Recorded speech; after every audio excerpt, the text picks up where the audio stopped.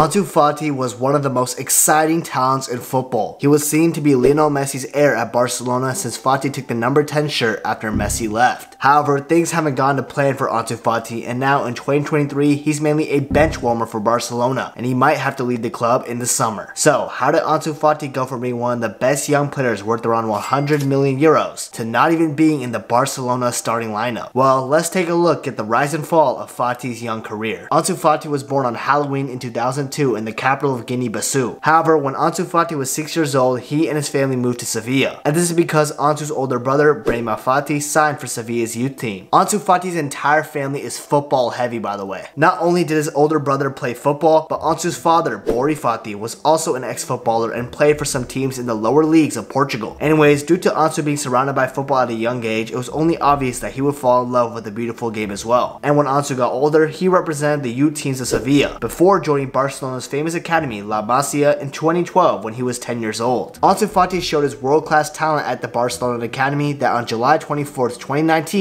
he signed his first professional contract with Barcelona with the deal agreed until 2022. Keep in mind that Ansu Fati signed this deal when he was only 16 years old. He was that good. Not only that, on the 25th of August of that same year, before appearing with Barcelona's reserve team, Ansu Fati already made his professional La Liga debut as he came on as a late game substitute against Real Betis in a 5-2 home win. This made him the second youngest player to ever debut for the club at just 16 years and 298 days old. Then a week later, on the 31st of August, Ansu Fati scored his first professional goal in a 2-2 away draw between Barcelona and Osasuna at the young age of 16 years and 304 days old. This made Ansu Fati Barcelona's youngest goal scorer ever and the third youngest goal scorer in the history of La Liga. Even though Ansu was only 16, he was quickly making history for Barcelona and was also showing why he was regarded as a generational talent. Fati kept on breaking records because on the 14th of September in 2019, in Ansu's first ever start, he became the youngest player in La Liga history to score and assist in the same match when he was only 16 years and 318 days old. He also became the youngest player to ever feature for Barcelona in the Champions League when he made his debut against Borussia Dortmund, and this made him the third youngest player to ever debut in the Champions League. The records are not done being broken though, because on December 10th, Fati became the youngest goal scorer in Champions League history when he was only 17 years and 40 days old. And this is after he scored the game winner in Barcelona's 2-1 win away against Inter Milan. Then in that same season, Fati also became the youngest player to score a brace in La Liga in Barcelona's 2-1 win over Levante in February. And all these records broken by Ansu Fati just show how good he was at such a young age, and also how he was destined for greatness at Barcelona. However, the next season, things took a turn for the worse for Ansu Fati. He started off the season great though, with him scoring a brace in a 4-0 win against Villarreal in the first La Liga game of the season. Then in the next week, he scored a goal in a 3-0 win away at Celta Vigo, and these great performances in the first month led him to become the La Liga player of the month of September. And then he also started off hot in the Champions League as well, with him scoring a goal in a 5-1 win over Ferencváros, making him the first player to score more than one goal in the Champions League before turning 18. He also scored a goal in El Clasico against Real Madrid, becoming the second youngest scorer in El Clasico. However, a couple weeks after all these good things, Ansu Fati was never gonna be the same again. That's because in the game against Real Betis in the same 2021 season, Fati had to be subbed off at halftime due to suffering a knee injury. However, it ended up being worse than initially thought because he ended up tearing his meniscus in his left knee. Ansu underwent surgery for this, and Barcelona announced that he would be out for approximately 4 months. Thing is though, Ansu Fati was instead out for 9 months, which means he didn't participate at all for the rest of the 2021 season. Therefore, his stats for the season will remain at 5 goals and 4 assists in 10 games. Ansu Fati was doing so well before this injury. However, as I just said, the recovery took more than double the time it was supposed to take. So what happened? Well, Ansu Fati got surgery from Dr. Ramon Cugat, who is internationally known for his successful surgeries and has treated numerous players like Sergio Aguero, Pep Guardiola, Xavi, Puyol, Fernando Torres, etc. And after the surgery, Fati spent 10 days recovering with Dr. Cugat. However, after the 10 days, that's when Ansu Fati's injury got worse. That's because after the 10 days, Fati returned to Barcelona and the club took charge of his rehabilitation. A few weeks after that though, Fati called Dr. Ramon Cugat and told him his knee had become inflamed. Turns out Barcelona were making him do 2 recovery sessions a day, which is 1 more than he was supposed to do. Which also means that Barcelona were trying to rush Ansu Fati's recovery. That's when 2 months later, Fati had to return to the operating theater for a second operation on his knee due to the poor recovery. The pain didn't end there for Fati though, because just when he was supposed to return in spring 2021, he had to get his 3rd operation on his knee. Then a couple months after he went to Madrid to continue his recovery, he underwent a meniscectomy where the affected part of his meniscus was removed. This was his 4th operation in 6 months, which if it wasn't obvious enough, enough means that Ansu Fati being the same player he was before the injury was almost practically impossible. Now moving on, it was time for the 21-22 season and Ansu Fati was ready to play football again. Before we get to that though, real quick, remember to subscribe to the channel. I would really appreciate it and it helps me out a lot. So please make sure to do that and thank you. Right before the season though, Barcelona announced that Fati was going to inherit the number 10 shirt from Lionel Messi, who basically had no choice but to join PSG. Ansu Fati receiving the number 10 shirt only built onto the pressure of him being the heir of Messi at FC Barcelona and how he was supposed to be the next star boy of the club. It was going well too, because when he made his return to action against Levante towards the end of September, he ended up scoring after 10 minutes since coming on as a substitute. Everybody thought that after this goal, Ansu Fati was going to have a happy ending after the nightmare of the previous injury. Sadly, this wasn't the case, because in the game against Celta Vigo, despite scoring, he suffered another injury, but this time it was in the biceps femoris of his left thigh. This did mean that Ansu Fati was going to suffer 2 more months on the sidelines. However, when he returned after injury in the semifinals of the Supercopa de España against Real Madrid, it only took him 17 minutes to score the equalizer against Barcelona's rivals. This showed how Ansu Fati was just so talented that he could make an immediate impact after not playing for months. However, later in January 2022, things took a turn for the worse again. In the Copa del Rey game against Athletic Bilbao, Ansu Fati suffered a devastating hamstring injury. Fati knew himself that it was bad too, since he expressed his distraught when he was forced to come off. Physiotherapist Luis Puig explained why Ansu Fati's game seemed to drop off and how he keeps re-injuring himself, saying, "One hypothesis as to why he re-injured the biceps femoris of the contralateral leg on which he had the knee operation could be because he unconsciously compensated more with this leg and the rest of his body. That is to say, asking much more effort from the non-operated leg of the knee." He also said that Fati needs to gain more confidence in himself, and that will only take time, not him reinventing his game. However, in the present day, it's pretty clear that Ansu Fati has changed his game completely. I'll expand on that, but first, let's talk about the 22-23 season for Ansu Fati. As previously mentioned, it's clear that Fati isn't the same player as he once was when he broke out onto the scene. And this season, he's only had 7 goals and 3 assists in 41 games, which is pretty underwhelming for a generational talent that we all knew he was a few years back. Additionally, despite playing in 26 La Liga games, he only started in 11 of those. And despite playing in 6 Champions League games, he only started in 2 of them. Hence why Ansu Fati has pretty much become a bench player for Xavi's Barcelona team. Additionally, before Ansu Fati's injuries, he used to be much more of a natural winger, with him attempting more dribbles and getting more assists back in the day. Now, post-injury, Ansu Fati's become more of a finisher, with him getting more goals and him raising his expected goals as well. Now, Ansu Fati's injuries didn't only affect his time at Barcelona, but also the Spain national team. He was destined to be one of Spain's most promising players in the future that could potentially take Spain back to World Cup glory. However, at the World Cup in Qatar, he played a minimal role, with him only getting substitute minutes against Japan and Morocco in the round 16, where Spain got eliminated. He failed to provide any sort of impact for the Spanish national team, and sadly did play a role in the elimination of the European giants at the tournament. Now, Ansu Fati's future is uncertain. He does have a new contract with Barcelona all the way up until 2027. However, with Barcelona's financial troubles and the fact that Ansu Fati isn't a starter for Barca anymore, he could be looking to leave the Catalonian club in the summer. In fact, Ansu's father, Bori Fati, is already alluding to the fact that his son might leave the club, saying that he thinks a lot about Sevilla as a future destination for his son, since after all, Sevilla is the city where Ansu Fati's journey in football started. It would be like a homecoming for Ansu Fati in a way. Overall, Ansu Fati was one of my favorite young players who were exploding onto the scene. However, a few years later, he no longer seems to be the generational talent that everybody hoped for, and a huge reason for that was because of his injury setbacks. Ansu Fati is still very young though, with him only being 20 years old, so I do hope he bounces back in the future and becomes that superstar player that we all thought he could be. Anyways, if you enjoyed this video, please remember to subscribe to the channel. I would really appreciate it. And if you want to watch another video talking about another young superstar talent, check out this video I made on Erling Haaland. You definitely won't regret it.